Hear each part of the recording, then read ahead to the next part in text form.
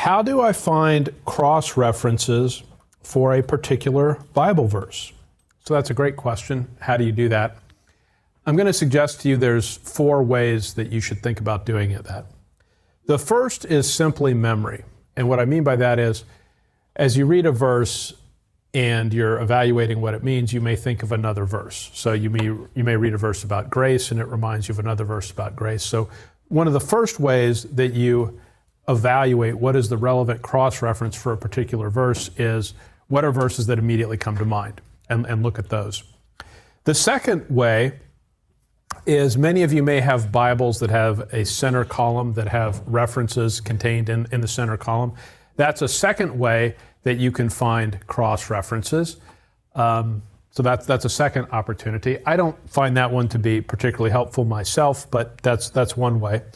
A third way is to use something called the Treasury of Scripture Knowledge, and that's a book that contains cross-references for each verse. The simplest way to do that is, so let's just show you an example. Let's say we go to Ephesians 2, verse 1 in Blue Letter Bible. And so we're looking here in Blue Letter Bible. And if you see the tools, if you pick cross-references, it's going to give you a list of cross-references. Those cross-references are based on the Treasury of Scripture Knowledge. That is free, easy, quick, cheap. That is the simplest way to identify relevant cross-references. And then I'll show you the true student way. So this is the fourth way, and that is this. So let's say I'm looking at Ephesians 2, verse 1, and you hath he quickened who were dead in trespasses and sins. So let's say I'm trying to find verses that might be relevant cross-references. I might run the word quick with the asterisk and see what it produces. Now, why would I run quick with the asterisk? Because the asterisk is a wild card, and so if I run quick with an asterisk, it'll give me quick, quicken, quickened. It'll give me all of the different forms of the word. So the way to really find cross-references, the way that is really the student way, is to do things like that. So I would run quick, quickened, quick with all the forms, and then you could do trespasses, then you could do sins, etc. Now the other thing you would do, let's just give you this example. So look with me at Ephesians 2:8. For by grace are you saved through faith. So if I wanted to evaluate cross-references that pertain to faith, I would run the word faith. And I would recommend running it with the wild card, so F-A-I-T-H asterisk, and that'll pull up faith, faithful, faithless, and so on. But the other thing that you would want to do is you would want to run synonyms. So for example, what's another word that means the same thing as faith? Belief, right? So if you're being thorough about this, you would look at cross-references that have believed, belief, and so on. So how do you find cross-references? Well, the first is there are things that just naturally occur to you from your memory, and those are always good to consult.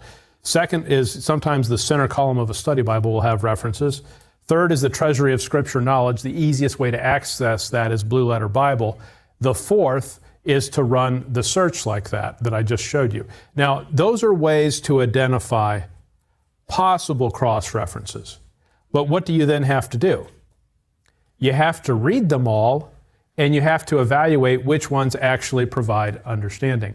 There's a wonderful quote from Thomas Edison where he said that genius is 99% perspiration and 1% inspiration.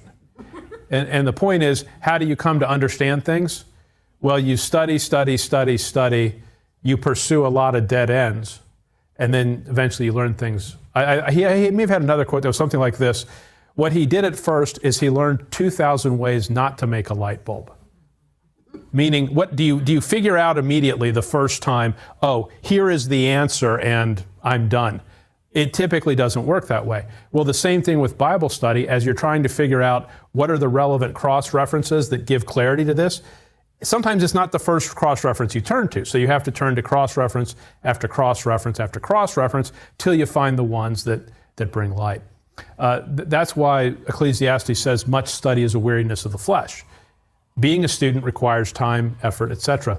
The reason Acts 17 described the Bereans as more noble is they searched the Scriptures daily. So they spent time it required work and effort and commitment to do that. So how do you find cross-references? Those are the recommended ways. The key thing is going to be you're going to have to read verse after verse after verse to identify which ones actually give clarity and understanding.